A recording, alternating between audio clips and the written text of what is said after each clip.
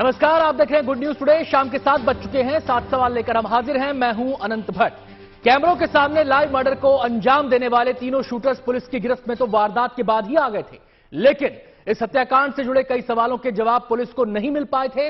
लिहाजा mafia don Atiq और उसके भाई अशरफ की हत्या करने वाले शूटर्स से पूछताछ के लिए उन्हें पुलिस रिमांड पर लेना चाहती थी, इसलिए उन्हें आज अदालत में पेश किया गया। उम्मीद की जा रही है कि रिमांड में पुलिस अतीक की हत्या के पीछे के मकसद को उजागर कर पाएगी। आज के हमारे सातों सवाल इसी मुद्दे पर केंद्रित हैं और नजर डालते हैं हमारे आज के पहले सवाल पर। सवाल है, क्या पुलिस रिमांड में अतीक के शूटर्स खोलेंगे हत्या के राज? तीनों शूटर्स को कोर्ट ने 4 दिन के रिमांड पर भेज दिया है। एसआईटी की टीम ने रिमांड के दौरान पूछताछ के लिए 100 सवालों की लिस्ट तैयार की है।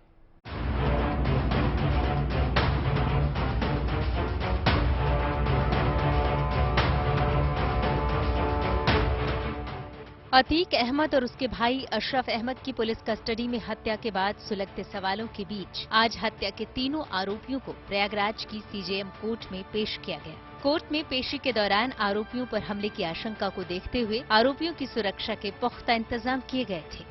अदालत परिसर में पुलिस के साथ साथ रैपिड एक्शन फोर्स के जवानों को भी लगाया गया था।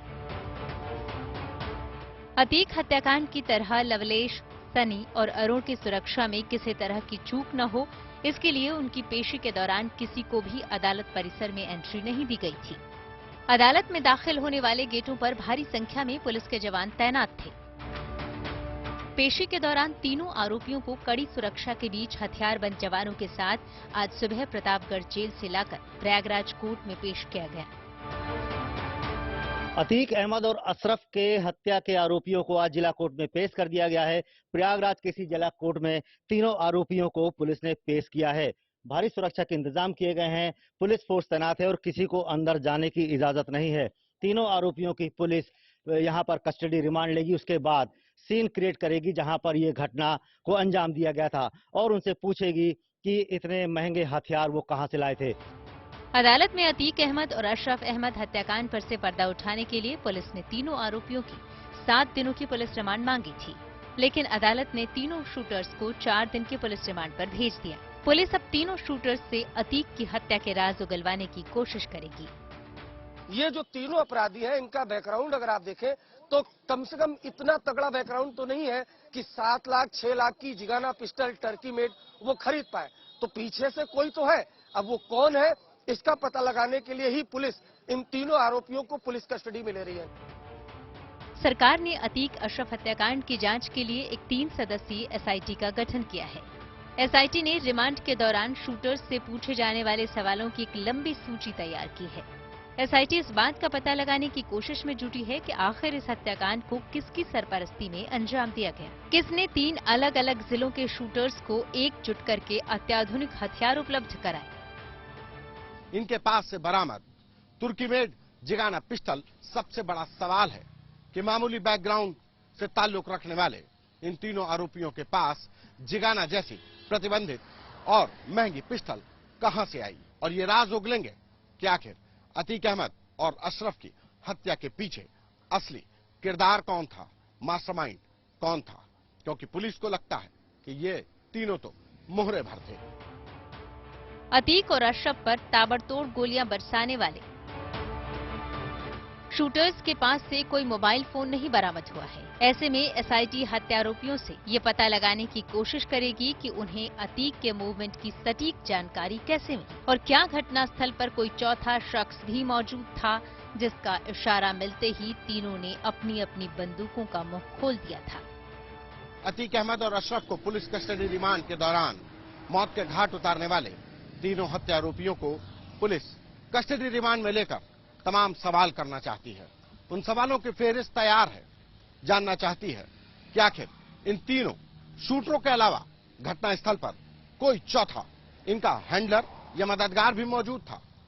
इन तीनों के पास से कोई फोन बरामद नहीं हुआ, तो आखिर इन लोगों को कैसे जानकारी मिली कि अशरफ और अतीक को अस्पताल ले जाया जा रहा है। एसआईटी ने हत्या की गुत्थी सुलझाने के लिए क्राइम सीन को भी रिक्रिएट करने का फैसला लिया है। इसके लिए वो शूटर्स लवलेश, सनी और अरुण को घटनास्थल पर ले जा सकती है।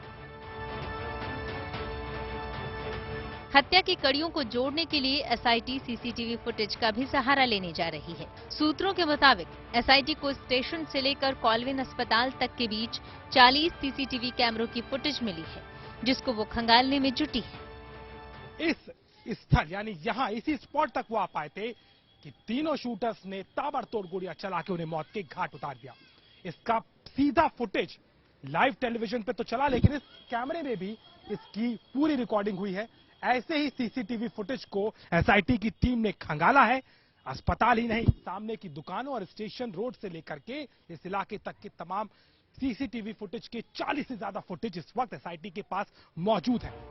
अतीक हत्याकांड की जांच कर रही एसआईटी अब तीनों हत्यारों से पूछताछ के बाद उनके खिलाफ सबूत इकट्ठा करेगी और हत्याकांड के उन अनसुलझे सवालों का जवाब तलाशने की कोशिश करेगी, जिससे इस सनसनीखेज हत्याकांड पर से पर्दा उठ सके।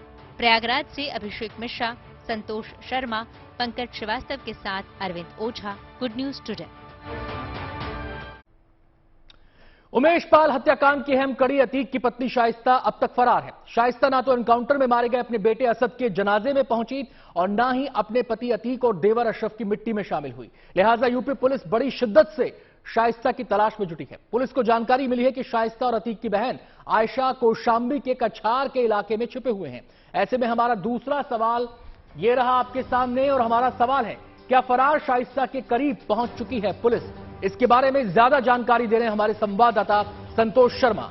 मोहम्मद गुलाम के एनकाउंटर के बाद उमेश पाल मर्डर में उत्तर प्रदेश पुलिस को जिस शख्स की सबसे ज्यादा तलाश है वो है अतीक अहमद की पत्नी शाइस्ता परवीन। शाइस्ता परवीन की तलाश में प्रयागराज और यूपी एसटीएफ की टीमें लगातार खाक छान रही हैं। ताजा लोकेशन में बताया जा रहा है कि शाइस्ता प्रयागराज के आसपास कौशांबी के कछार इलाके में अपनी ननद आयशा नूरी और साबिर के साथ छिपी हुई है। रोज नया मोबाइल नए सिम से बात कर रही है और इसके साथ ही तमाम अन्य महिलाएं भी शाइस्ता के साथ मूवमेंट कर रही हैं। बुरखे में हो रहे इस मूवमेंट के चलते शाइस्ता की पहचान नहीं हो पा रही, लेकिन तलाश में जुटी यूपी एसटीएफ को कुछ ऐसे सुराग हाथ लगे हैं जिससे उम्मीद जगी है कि शाइस्ता परवीन भी अब उत्तर प्रदेश पुलिस की गिरफ्त में होगी। पुलिस पूरी गर्मजोशी के साथ शाइस्ता परवीन की तलाश में जुटी है। आपको बताएं, जो जानकारी मिल रही है उसके मुताबिक पुलिस गंगा की तराई में सर्च ऑपरेशन चला रही है। संदीपन घाट थाना क्षेत्र के पलहना के इलाके में की जा रही है छापेमारी। ड्रोन के जरिए भी तलाशी अभियान को अंजाम दिया जा रहा है। आपको बताएं कि अपर पुलिस अधीक्षक समर बहादुर के नेतृत्व में पूरी कार्रवाई हो रही है। जो जानकारी मिल रही है उसके मुताबिक कौशांबी जिले के किसी इलाके में शाइस्ता परवीन के छुपे होने की आशंका है।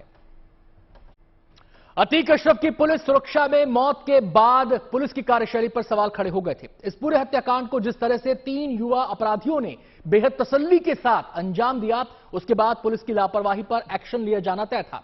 आज पुलिस वालों पर कार्रवाई को मंजूरी भी मिल गई। हमारा तीसरा सवाल ये रहा आपके सामने, और सवाल है, अतीक अशरफ हत्याकांड में पुलिस वालों पर क्या कार्रवाई हुई? इसके बारे में ज्यादा जानकारी दे रहे हैं हमारे संवाददाता सिमर चावला। अतीक अहमद और अशरफ हत्याकांड के मामले में जांच की आंच अब पुलिस वालों तक पहुंच गई है। आपको बता दें, प्रयागराज पुलिस में तैनात एसओ शाहगंज और 2 दरोगा समेत 5 पुलिस वालों को सस्पेंड कर दिया गया। ये सस्पेंशन एसआईटी की रिपोर्ट के आधार पर किया गया। एसआईटी की टीम ने मंगलवार को इन सभी पुलिस वालों से देर रात तक पूछताछ करी, जिसके बाद ये फैसला लिया गया।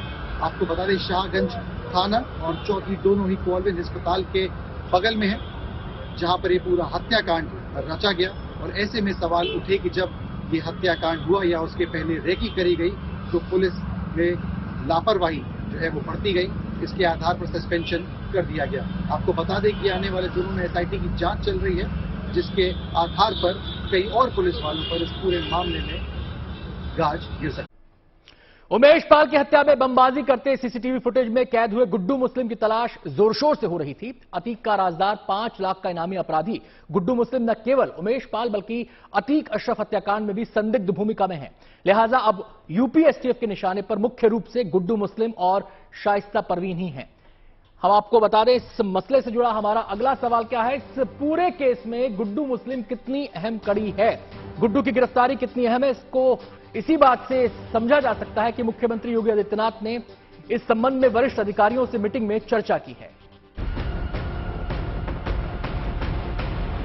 अतीक के गुनाहों का राजदार, अतीक के परिवार का वफादार, 5 लाख का इनामी गुनहगार, बमबाज गुड्डू मुस्लिम अब तक फरार। उमेश पाल हत्याकांड के मुख्य आरोपियों में शामिल है गुड्डू मुस्लिम, ऐसा सुपारी किलर जो चलते चलते बम बनाकर हमला करने में माहिर है।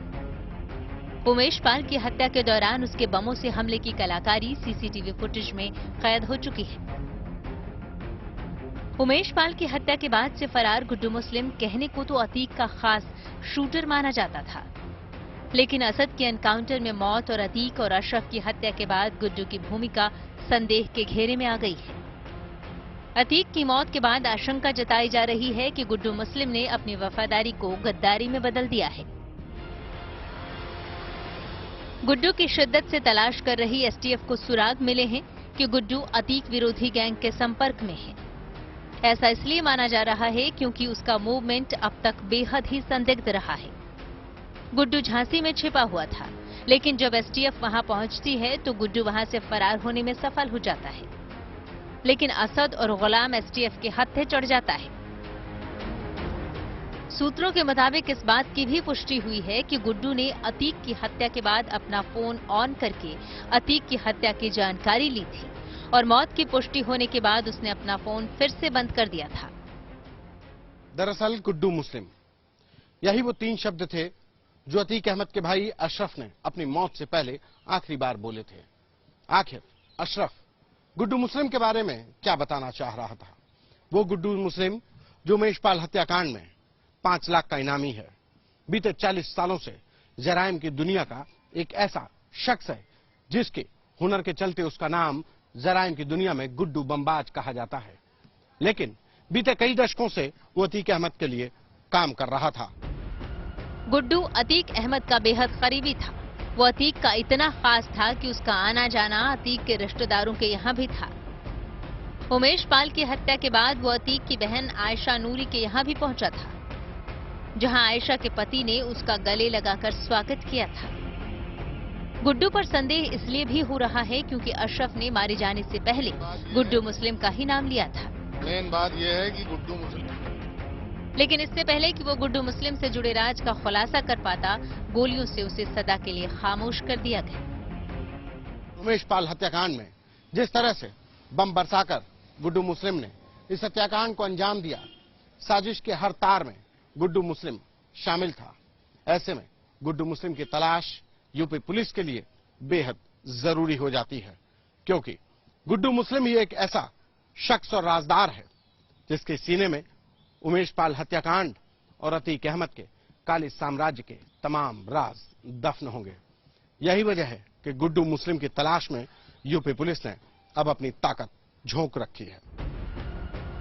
गुड्डू मुस्लिम की आखिरी लोकेशन कर्नाटक में ली थी, लिहाजा यूपी एसटीएफ की टीम अब कर्नाटक पुलिस के संपर्क में है। एसटीएफ अब सर्विलांस के जरिए गुड्डू के ठिकाने तक पहुंचने की कोशिश में जुटी हुई है। इधर गुड्डू मुस्लिम, शाइस्ता परवीन और बचे हुए शूटर्स को दबोचने के लिए आज लखनऊ में एक बड़ी बैठक की गई। वीडियो कॉन्फ्रेंसिंग के माध्यम से की गई इस बैठक में यूपी के chief minister Yogi Adityanath, STF chief Amitabh यश, स्पेशल डीजी प्रशांत कुमार के साथ प्रयागराज के अधिकारी शामिल थे। सीएम योगी आदित्यनाथ ने डायरेक्ट इस वीडियो कॉन्फ्रेंसिंग के जरिए बात की और कहा कि किसी तरीके से जो आरोपी हैं उनकी रिमांड लेके पूछताछ की जाए। इसके साथ साथ गुड्डू मुस्लिम, शाइस्ता परवीन जिस तरीके से फरार है, उनके लिए प्लान ऑफ एक्शन क्या बनाया गया है, इस बारे में भी चर्चा की गई। कहीं ना कहीं सीएम योगी आदित्यनाथ किसी भी मूवमेंट पर इस पूरे केस को बड़ी बारीकी से देख रहे हैं और यही वजह है कि वो अगर अपने घर पे आवाज से तो मीटिंग कर रहे हैं, इसके साथ साथ ही वीडियो कॉन्फ्रेंसिंग के जरिए भी लगातार अधिकारियों को निर्देश दे रहे हैं। गुड्डू मुस्लिम का पकड़ा जाना बेहद जरूरी है, क्योंकि उसके गिरफ्तारी के बाद से न सिर्फ उमेश पाल बल्कि अतीक हत्याकांड से भी जुड़े बड़े राज खुल सकते हैं। प्रयागराज से संतोष शर्मा के साथ लखनऊ से Ashish Srivastava, good news today. Umesh Pal की हत्या के बाद हत्याकांड से जुड़े लोगों पर प्रयागराज में बुलडोजर वाली कार्रवाई शुरू हो गई है। मार्च महीने में हत्यारों के 3 मददगारों और शूटर्स गुलाम के घर बुलडोजर चला था और अब गुड्डू मुस्लिम के घर पर बुलडोजर एक्शन की तैयारी हो रही है। हमारा 5वां सवाल ये रहा आपके सामने और हमारा सवाल है, क्या गुड्डू मुस्लिम के घर भी होने वाला है बुलडोजर वाला एक्शन? प्रयागराज विकास प्राधिकरण की तरफ से गुड्डू को दी गई 15 दिनों की मियाद कल ही खत्म हो गई है, लिहाजा किसी भी वक्त वहां बुलडोजर वाला एक्शन देखने को मिल सकता है। ज्यादा जानकारी दे रहे हैं हमारे संवाददाता सिमर चावला। उमेश पाल हत्याकांड के बाद से फरार चल रहे गुड्डू मुस्लिम अभी तक पुलिस की गिरफ्त से काफी दूर है, लेकिन ऐसे में एक और जो डर है वो उसे सता रहा है, उसके परिवार वालों को सता रहा है, वो ये कि उसके घर पर कहीं बुलडोजर की कार्रवाई ना हो जाए। मैं सबसे पहले आपको बता दूं कि इस वक्त मैं मौजूद हूं गुड्डू मुस्लिम के घर के बाहर, जिस पर एजेंसीज जो है वो नकेल कसी हुई हैं और लगातार उसकी जो तलाश है वो हो रही है। और ऐसे में ठीक 15 दिन पहले यहां पर प्रयागराज विकास प्राधिकरण ने एक नोटिस चस्पा करा था, जिसके हिसाब से 15 दिन के अंदर उसके या उसके परिवार वालों को जवाब लगाना था कि क्यों उसके घर पे बुलडोजर की कार्रवाई ना की जाए। लिखा हुआ है 15 दिन के अंदर स्वयं ध्वस्त कर लें अपना ये मकान, यदि अगर आप असमर्थ होते हैं तो ये प्रशासन द्वारा ध्वस्त किया जाएगा। अतीक की मौत के बाद जिस मोहम्मद मुस्लिम ने खुद को पीड़ित बताकर अतीक का ऑडियो वायरल किया, दरअसल वो अतीक का सहयोगी निकला। प्रयागराज पुलिस की हिस्ट्री शीट में अतीक के सहयोगी के रूप में उसका नाम दर्ज है। उस पर प्रयागराज के अलग अलग थानों में 16 मुकदमे भी दर्ज हैं। ऐसे में मोहम्मद मुस्लिम के ऑडियो के वायरल होने पर सवाल खड़े हो रहे हैं और इसी से जुड़ा हमारा छठा सवाल है और हमारा सवाल है, अतीक के साम्राज्य पर कब्जे के लिए क्या वफादार बने गद्दार? अतीक के पास सैकड़ों करोड़ की संपत्ति है। ऐसे में सवाल यह उठ रहा है कि आखिर अतीक के मरने के बाद अतीक की संपत्ति पर किसका कब्जा होगा? माना जा रहा है कि अतीक की संपत्ति को हथियाने की शुरुआत हो चुकी है।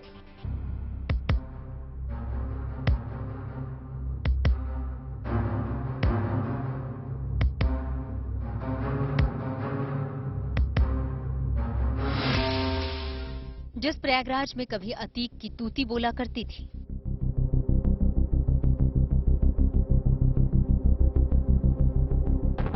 अब उसी प्रयागराज में अतीक का अंत हो चुका है।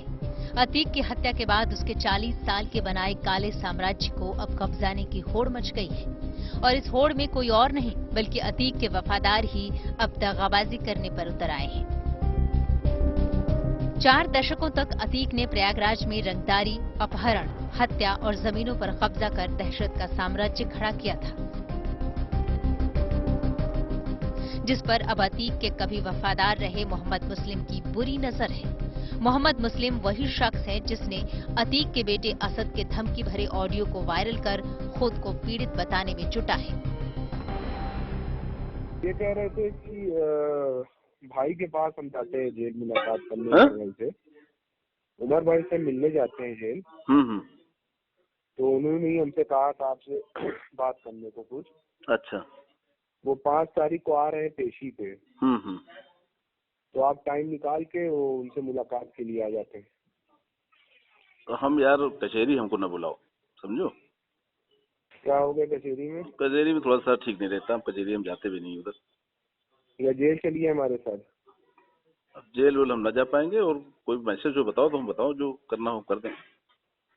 नहीं तो मुलाकात न कर पाएंगे, ये कहने का।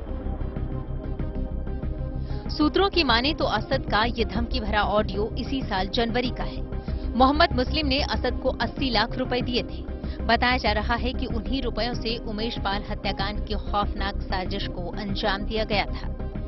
धमकी भरा वायरल ऑडियो जैसे ही पुलिस के पास पहुंचा, पुलिस ने मोहम्मद मुस्लिम की कुंडली निकालनी शुरू कर दी तो पता चला कि बिल्डर का मुखौटा लगाए मोहम्मद मुस्लिम एक खतरनाक हिस्ट्री शीटर है, जो कभी अतीक का खास वफादार हुआ करता था।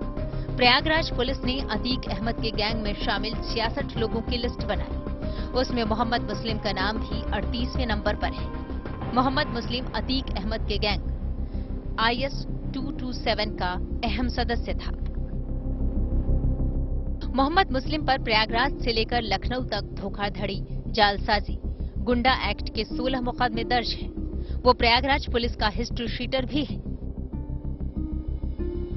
जो कल तक अतीक अहमद की सरपरस्ती में अपने धंधे को चमका रहे थे, करोड़ों की प्रॉपर्टी बना रहे थे, अतीक अहमद की हत्या के बाद वही वफादार दगाबाज बन गए। जिस मोहम्मद मुस्लिम ने असद से बातचीत का ऑडियो वायरल कर खुद को रंगदारी वसूली का पीड़ित बताने की कोशिश की, वो मोहम्मद मुस्लिम असल में अतीक अहमद की गैंग का मेंबर था। प्रयागराज पुलिस ने जिन 66 लोगों की एक लिस्ट तैयार की जो अतीक अहमद के मददगार थे, उसमें मोहम्मद मुस्लिम का भी नाम शामिल था। दिलचस्प बात यह है कि असद के साथ बातचीत का ये ऑडियो मोहम्मद मुस्लिम ने खुद वायरल किया है। लेकिन सवाल है कि आखिर मोहम्मद मुस्लिम ने ऐसा क्यों किया? दरअसल पुलिस और जांच एजेंसियों को शक है कि मोहम्मद मुस्लिम अतीक अहमद की मौत के बाद उसके साम्राज्य पर कब्जा करने की कोशिश में जुटा है। अतीक अहमद की हत्या के बाद मोहम्मद मुस्लिम विक्टिम कार्ड खेलकर और खुद को पाक साफ बताकर पुलिस के शिकंजे से बचने की कोशिश कर रहा है। मोहम्मद मुस्लिम ये साबित करने की फिराक में है कि अतीक ने उसे धमकी देकर पैसे वसूले। लेकिन मुस्लिम मोहम्मद की ये चाल काम न आई और पुलिस ने मोहम्मद मुस्लिम की अतीक संपत्ति को हथियाने की साजिश को बेनकाब कर दिया। प्रयागराज से संतोष शर्मा के साथ bureau report, good news today. Atiq की हत्या के बाद उत्तर प्रदेश की सियासत में तूफान आया ही था, लेकिन अब यह सियासी लड़ाई यूपी से एमपी तक पहुंच गई है। हमारा 7वां सवाल इसी से जुड़ा है और हमारा सवाल है, अतीक की हत्या के बाद मध्य प्रदेश की सियासत में क्यों आया उबाल? आइए आपको सुनाते हैं कि अतीक की हत्या के बाद कैसे दिग्विजय सिंह और नरोत्तम मिश्रा के बीच जुबानी जंग छिड़ गई है। विकास दुबे, जो कि अपने आप में बहुत ही आपराधिक प्रवृत्ति का व्यक्ति था, उसने महाकाल के मंदिर और मध्य प्रदेश को क्यों चुना? इसमें क्या गृह मंत्री जी का कहीं संबंध तो नहीं था? ये मेरा प्रश्न है। लवलेश तिवारी जिसने ये किया, उसने यदि इस प्रकार की पोस्ट डालकर भी उस पर गृह मंत्री जी चुप क्यों रहे, तो हम लोग उत्तर उनसे जानना चाहते हैं। दिग्विजय सिंह जी, मैं कह रहा हूं कि मेरे न तो तिवारी से संबंध थे न विकास से। आप 10 साल तक मुख्यमंत्री रहे हो, आपको कोई प्रमाण देना चाहिए अगर मेरे रिश्ते हैं तो, नहीं तो आप झूठों के राजा कहलाओगे। कार्यक्रम में आज इतना ही। कल फिर होगी मुलाकात, नया मुद्दा, नए सवाल। फिलहाल एक ब्रेक। आप देखते रहिए गुड न्यूज टुडे।